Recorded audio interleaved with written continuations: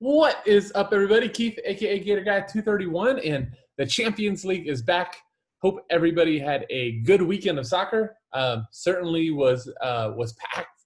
I almost said action-packed until we get to today's great games where we had a total of 3 goals. But hope you all did well. If you watched EPL, I really appreciate you tuning in, and I'm glad that you are back for UCL. As we get into the time we preview, just a reminder, bottom right of the screen, subscribe button. Really appreciate if you enjoy these videos, hit that subscribe button.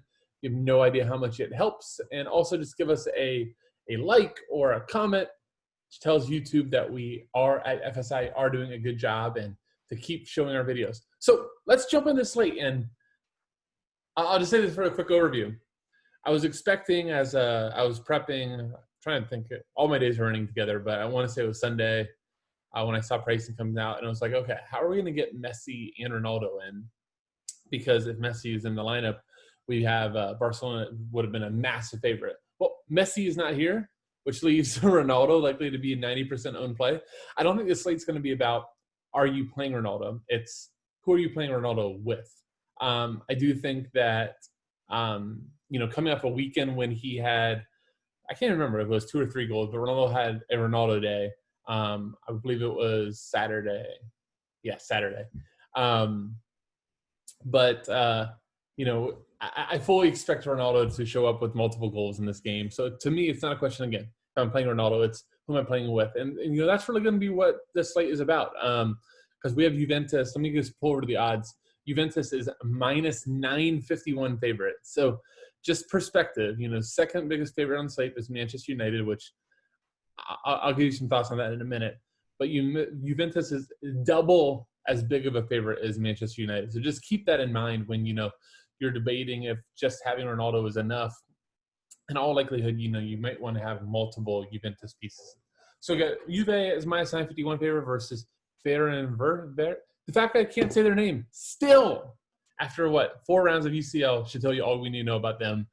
United hosting back to Sheer is the next biggest favorite as minus 411. We have Dortmund as the next big favorite, minus 390, which I think is going to be an interesting spot because I don't think people love Dortmund all that much, myself included. But, if you can get the goals, you can get a lot of good out of Dortmund. Next biggest favorite is PSG, minus 166, hosting Leipzig. We have Barcelona has dropped all the way down to minus 140. And I should just say this because the Kiev keeper is likely going to be big chalk. Teams struggle. Look, Barcelona's going to struggle without Messi more than likely. And the pricing came out before Messi was out. So he is the keeper's price much more like, a huge dog than he is the way the odds are now. So I do think that he's going to likely be the chalk. So Barcelona minus 140. And then our final game, I know I'm missing one. Which one is it? I guess that's it. I don't know if I said Lazio, but Lazio minus 158 versus Zenit, which, again, you want to talk about low and spot. I'm not going to spend a ton of time on Lazio, but if you want to talk about like a low and stack, Alberto to Immobile, I mentioned it before, and they did, I don't remember which round it was. Actually, I think it was versus Dortmund. 0 owned, and they showed up. So I think that could be a really interesting stack for, again, just deep GPP. If you want like a 1% owned stack, like I'm not saying that Alberto and Immobile will each be 1%, but if you put the two together, I don't think you're going to see them very often. So that's just an interesting way to go. All right, let's jump into the games. And the first thing, we're going to go to is Juventus versus the other team. So first off, I'm just going to get this out of the way. Ronaldo is going to be the first guy into all your lineups. I'm not going to proceed in this slate without him. It's just worthless. If anybody else, thinks that there's benefit in fading, find me. I'll be in the head-to-head lobbies, but, I will have Ronaldo. I think what we really want to see here is what's going to happen afterwards. So we saw over the weekend that Juan Cuadrado was taking corners with no Dybala on the pitch. He was splitting with Berendisky, who both of them, if they're both in, without Dybala, without Chiesa, without – and here's the interesting thing. Kulusevski was in, and Cuadrado still took over him. So, I think the only person that we wouldn't see Cuadrado take sets over is Dybala, which could still be a split, right? Dybala's left-footed, Berendisky is left-footed, Cuadrado's right-footed. So it might not change Cuadrado at all. But if he's playing that wing back or even fullback, I think 5,800, he's close to a lock in my lineups. And then it's really just, for me, if Barandowski is in, look, like, we should keep in mind, if this is like your first time playing Champions League, because now there's no sports, so you're stuck playing soccer. First off, welcome. I promise you will enjoy this 2 hours. If nothing else, it is a fun sweat. But these are only Champions League logs. These don't include domestic at all. So Barandowski, I have no idea what his domestic would be, but it's not 1.8. He's actually a very good player. If anything, needs to move to another club where he can really show off. But 6,400 is a little too cheap for him. Chiesa, if he is in at 7,200, might be too cheap too. I think Morata and Dybala both are really, really interesting second forward plays. I think a lot of people are going to gravitate towards like Haaland, Neymar, or maybe coming down at forward and trying to pay up for Bruno. But look, Morata has been good for them. And, what was it? Didn't he show up for 2 goals last round? Let me just find out. Yeah. It was first the same club. It was 2 goals when they won 4-1. So, like crazier things have happened. I don't think a lot of people are going to want to pay $9,000 for Morata. So to me, he's a really interesting GPP play. Maybe not the best for cash. Yeah, I think that kind of wraps this game. I do want to just mention one more play, which just stuck out. So De Ligt for Juventus, obviously he's a center back. I'm not normally the type that says, we need a lock in center backs, but look, he's like a 3,800 to 4,000 player in like normal interleague slates or Serie A slates. So to be 2,500, he is a set piece threat, always seems to show up with tackles, fouls drawn, and obviously, clean sheet is very, very live. 2,500, I mean, come on. There's a good chance I might show up with him in cash. So I do think that he's really worth mentioning. All right, let's move on to the next game. I'm going to go just kind of by favorites, if I can get my screen to show up. Let's see, where is it? Next biggest favorite is Man U versus Istanbul. And look, let me say this about Manchester United. I kind of talked about this versus West Brom. Yes, I love Manchester United, but there was always the chance that Manchester United, when they are playing on the front foot, struggles to break down teams that play either like a low block or put a lot of guys behind the ball. Very, very decent chance. That's what Bakshear does here and tries to play on the counter. Like, Manchester United is better when they play on the counter, not when they have to be the ones attacking. So, the likes of Rashford and Martial, especially at those prices, just are kind of almost close to a cross-off for me. And there's just so many better places I want to go. Obviously, if you want to just stack up Manchester United, you go, no, Keith, you're wrong. Like, United's going to win 5-0. Then go for it. You want to play Bruno, you want to play Rashford, you want to play Martial.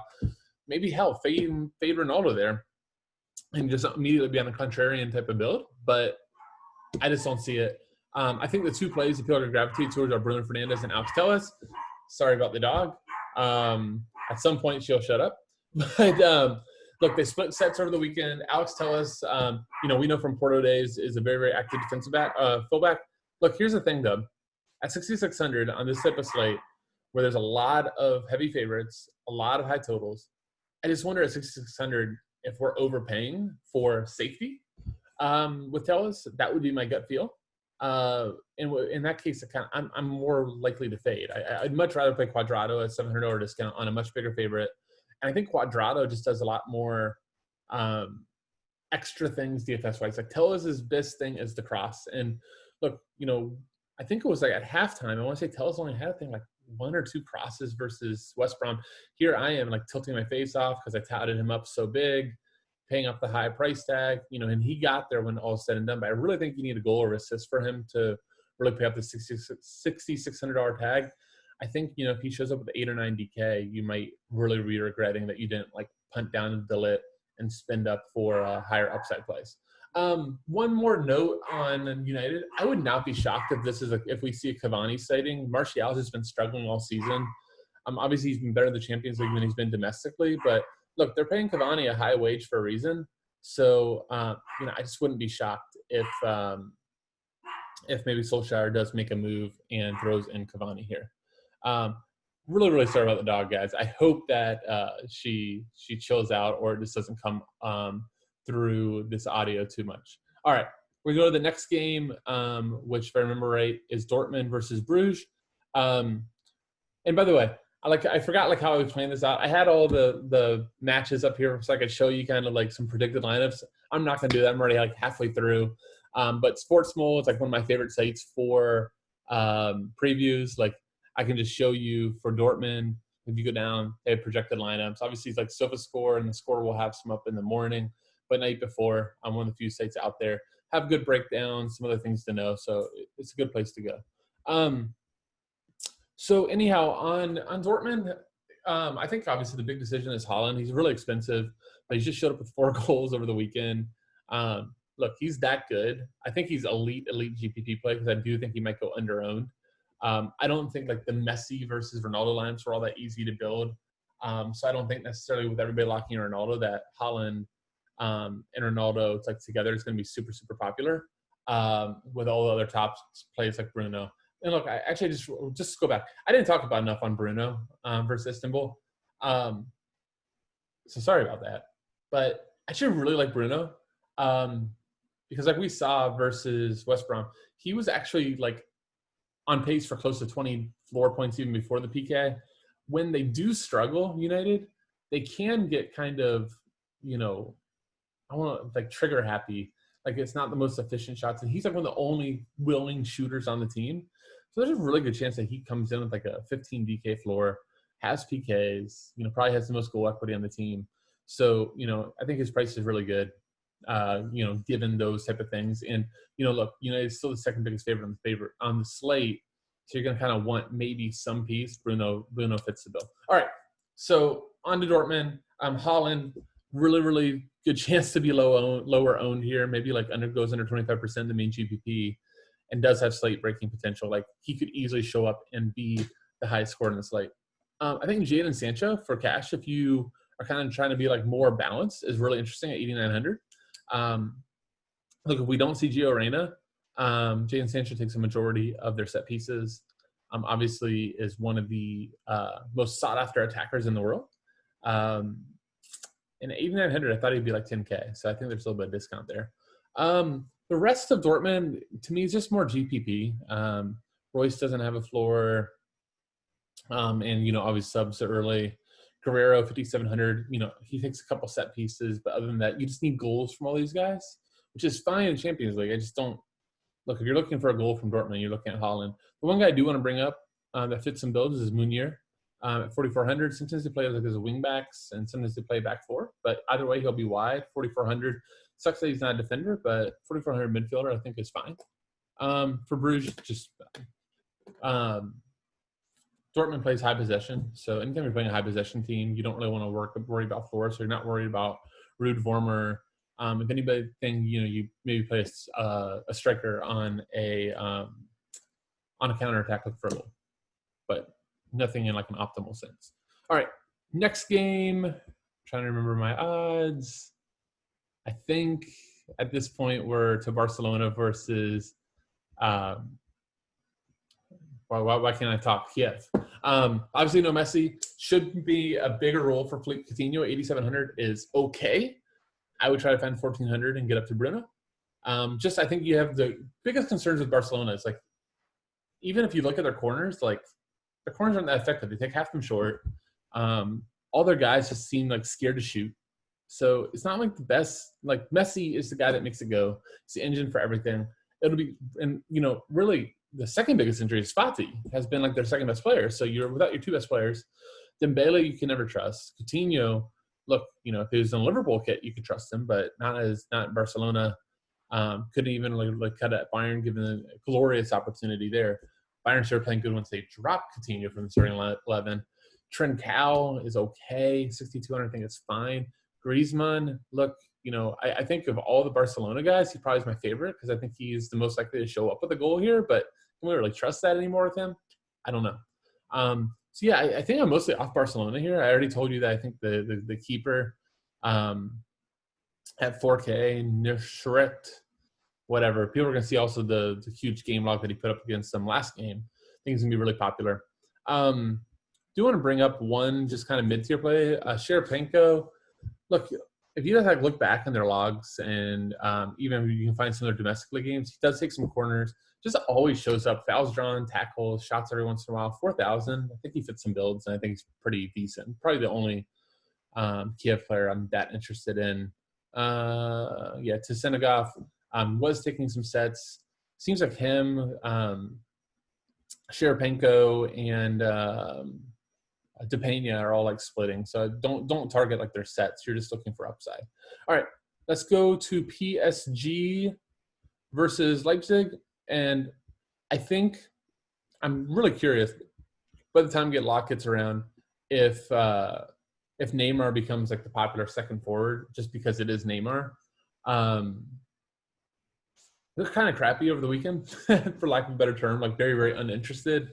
But it is Champions League. It is a time when lights are on. This is like what Neymar left Barcelona to do, was win a Champions League with PSG, and they need a win. So I do think there's a good chance that he shows up with a big game. Look, the thing that we like about Neymar is he walks on the pitch. As long as he's not injured, you've got 15 DK. And, he obviously carries huge goal upside. It's on PKs. So he gives you that much bigger upside.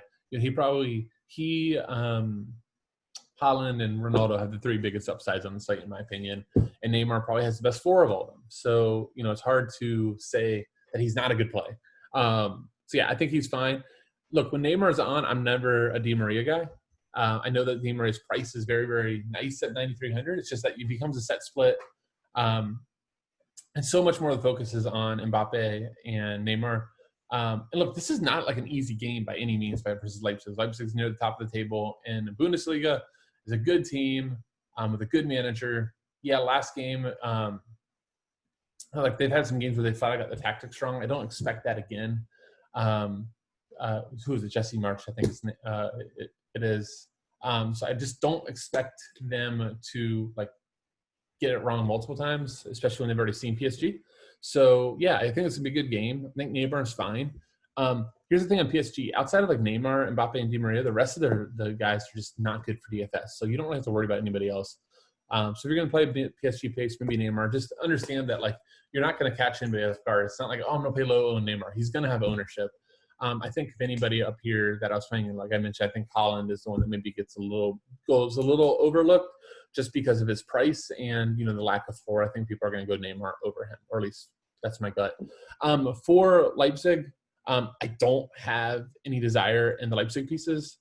I just don't. I don't think PSG is a good matchup for them to be able to possess much. Maybe they'll play a little bit on the counter.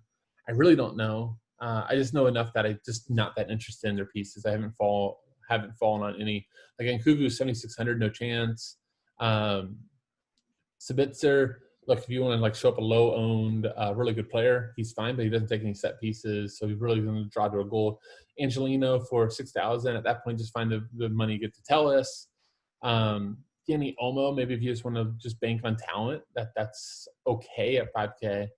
Just not fun pieces. All right, final game I think we're at. Yeah, final game. So Lazio at Zenit. Look, this game is going to have no ownership. None. So I do think, funny enough, that Alberto actually has one of the best floors for a second forward, points per dollar. So I don't expect many people to show up with him, but I'm tempted, depending on how Juve lines up and everything. He takes some monopoly set pieces. Lazio is a good team. Zenit traveling away from Russia without a few of their best players. Drusi is really good. Steven Osmoon is really good. I think they're missing somebody else. I can't remember. Apologies. But Zenit can give up some DFS goodness. So I think Alberto is really interesting. And then Immobile for GPP is not going to be owned at all. And 8,700 is a really, really nice price. So those are two pieces I really like for Lazio. Let's see anybody else. I don't really like much Lazio other pieces. I do know Lazari kind of popped out to me. Plays a right wing back. He's just so up and down. I remember before he got to Lazio being really excited. Can't remember the club he was before, but he was a huge crosser, and he really just hasn't been for Lazio. But 4K is fine. I was just talking about Munier at 4,400. So Lazari for 400 is cheaper is fine too. Maybe he shows up 7 or 8. gets an assist, and you're really in business. But that's really kind of the Lazio pieces for me. I'm not going to show up with much else. For Zenit, Santos takes almost all their set pieces. He's 5,600. I was really hoping something like 4,200. Maybe that would have been a good play. I think 56 probably a little too expensive. Unmatched and away from home. So I think that kind of wraps it up. So guys, really appreciate y'all once again for tuning in. I do hope that this preview helped. Please, if you have any questions, leave it in the comments. I will do my best to answer as always. Just a reminder though, like during lock or once lineups come out, not checking the YouTube comments. That's the time that I am devoted to our FSI subscribers. So if you want to become one, there will be a link in the details. You can join for as cheap as $3 a day. We'd love to have you and have you check out what we've got going on there. Guys, good luck. And with that, see ya.